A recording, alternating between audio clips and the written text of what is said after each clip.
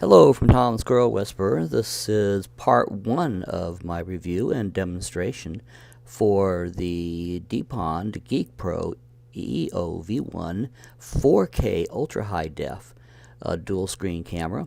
Lots of features, lots to talk about, so we're going to divide this up into 3 parts. Part 1 here, we're just going to look at the parts and functions of the camera, and then the second part we'll look on the programming of the camera. And part 3 will show you some of the video demonstrations of the 1080p versus the 4K. So first of all, opening up the camera box and taking out the different pieces, we're first of all going to look at the camera itself. Here's the camera, next to it is the battery, and next to that is the extra watertight door that you get with the camera set. So here's the watertight door, the camera. The battery, you get one battery. The battery is compatible to most other battery chargers that come with other cameras of this type, but other batteries that come with cameras of this type are not compatible with this camera. So vice versa is not true. This camera can be charged with other chargers, but other batteries do not work on this. Okay, so opening it up, very easy. Grab the front, pop up, open like that. I'm going to go ahead and peel off that protective covering right now too, just to get that out of the way, like that. Okay, now then the camera just slides out quite simply, and now here's what you want to do is once you have that closed lip like that, take that casing under fast moving tub water and swish your camera housing around in your bathtub with a piece of tissue paper inside the camera housing. Make sure that your camera housing is completely watertight. So put it underneath fast moving faucet water in your bathtub, swishing it around rapidly with a piece of tissue paper to make sure that you are absolutely watertight before putting your camera back in. Okay, now with the camera out, let's take a look at just some of the functions. On the front is your power button, and that is also doubling as our mode button when we're doing programming. On the side is what we're going to be using for the selection and a couple other features that we'll get into later. And on the other side there is for the well, first of all, there is the ports, and also for the SD card. This is the battery hole there for you sticking in the battery that comes with it. You only have one battery. Battery has different times. Now you can look inside there. You'll see the battery pins there to match up and line up to the battery itself. So it's pretty easy to tell because you line up. Now make sure that you have access to that pull tab, so that when you take the battery back out, it's easy to pull up. The battery does come completely discharged, so you'll want to charge that battery up. And so what I've done here is I've set the camera aside for the remainder of the demonstration, and I'm going to be demonstrating it now just with using the plastic base for a while. So I want to be unscrewing and pulling off the flat base unit. Okay, so here is the carrying case itself, and I'm going to take out everything that was in it, spreading it out on the table, and then I'm going to be showing you it in different groupings so you can see exactly what we have and get an idea. First of all, some tie downs, some Velcro straps, some buckle straps. There on the far left is an SD card. Does not come with it. You do have to get your own. I'd recommend at minimum 16 gigabyte class 10 or 32 gigabyte class 10. Do not get anything less than class 10. And the next slide is in the middle there are 2 base plates and some other items. We'll be getting into each one of these and exactly what they do and how they work in just a moment. And now let's take a look at here. Here are two base plates and two 3M pads, but if you turn the base plates over, you'll see that they already have attached two 3M pads already to them, so they're ready to go. So the extra two 3M pads that you get are exactly that. They're extras, so that if you need to attach your base plates to an object and need to pull them up for later use, you can do exactly that. Okay, here are two base plates and a J base mount and a flat base mount. So here's what we're going to do. I'm going to show you how to assemble these. So you'll notice that they have the arms that will snap in.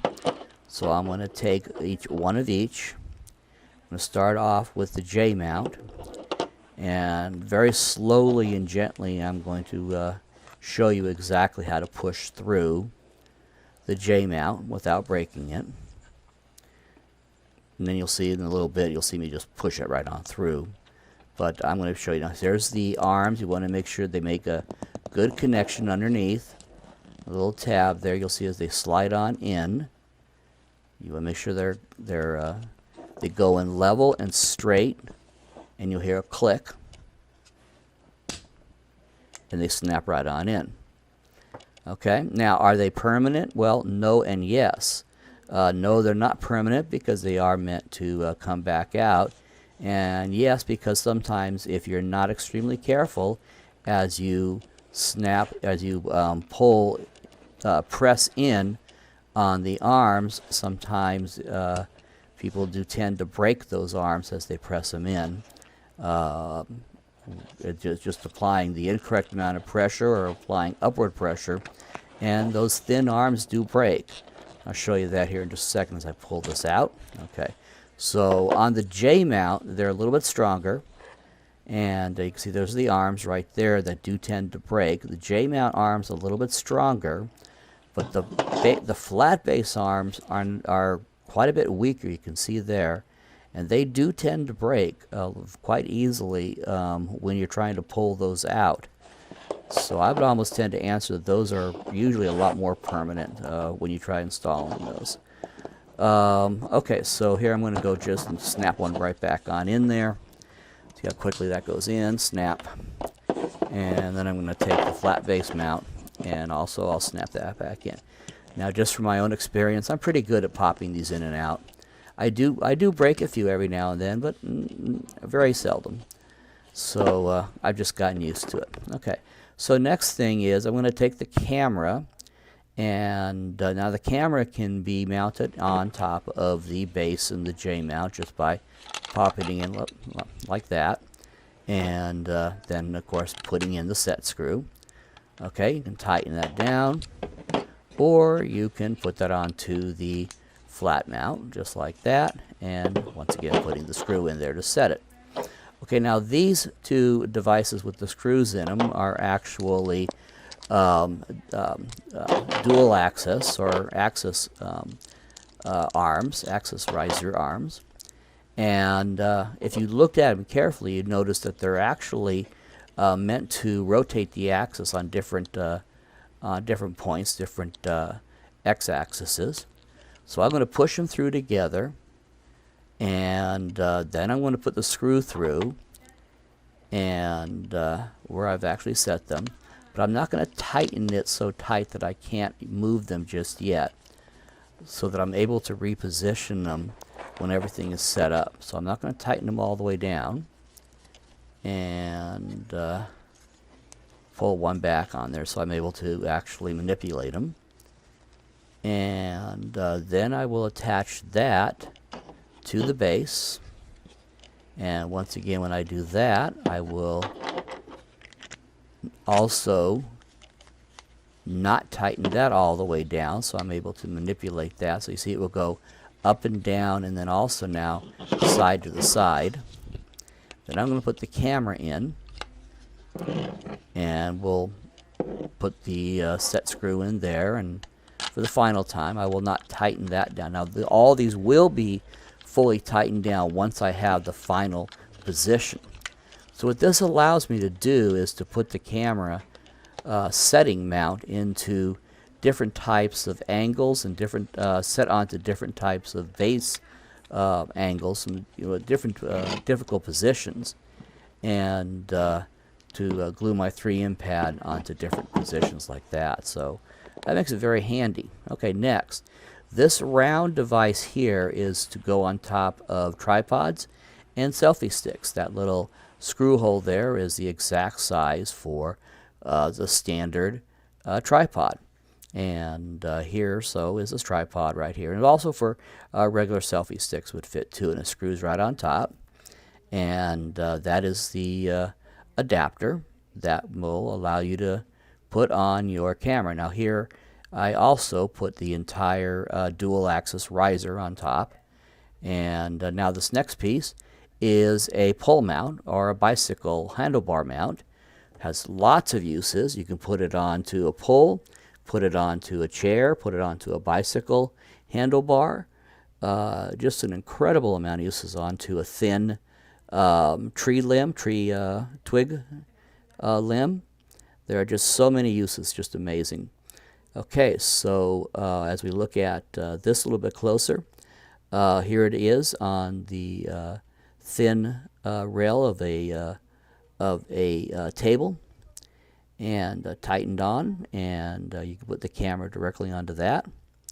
As I show here with the two dual axis risers set into it, and then onto a chair leg done the same way with the dual axis riser set into it. And like I said, you can also of course put this onto a bicycle handlebar, which is what it's actually called. It's called the handlebar mount. Then this next device is not something that I am particularly fond of, because it does require the camera to be taken out of its protective watertight shell and to be snapped into this basically unprotected cover here. And it does snap into there. I guess that does provide it some protection, but basically now your camera is out and exposed to the elements. It snaps into here, and an alligator clip, as you can see there, snaps into that. So the camera goes in and snaps in to that into that front base there, and then the alligator clip snaps up into there, and that basically can give you clippings onto things that alligator clips can snap onto for your camera. The downside is that you can't see the back plate of your camera. That when that alligator clip goes on, you can't even see your view screen anymore.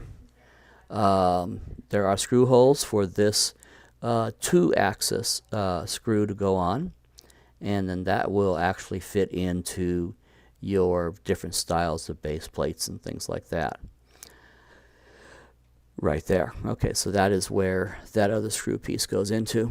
Okay, next is the this is a very cool design here. You take the buckle strap and the base plate, like a J-mount base plate, and your buckle strap. So you take the buckle strap through the 2 side holes on your base plate.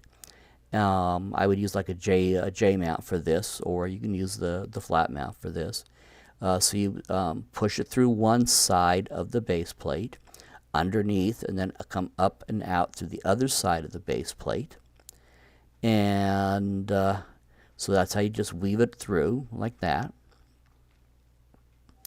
And then, now I have a small fist, so I'm able just to go ahead and close it up and roll this over my fist, and then to just push it over my fist onto my wrist, and then tighten it down.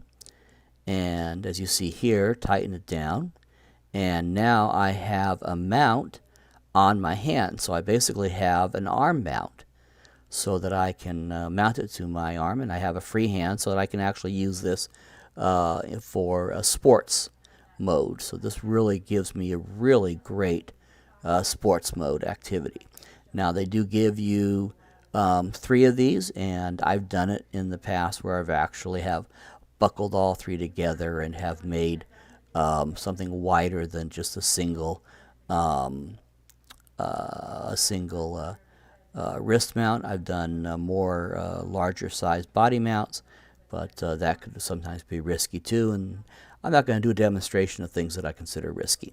Okay, so this is the part 1 of my demonstration. I hope you enjoyed watching it.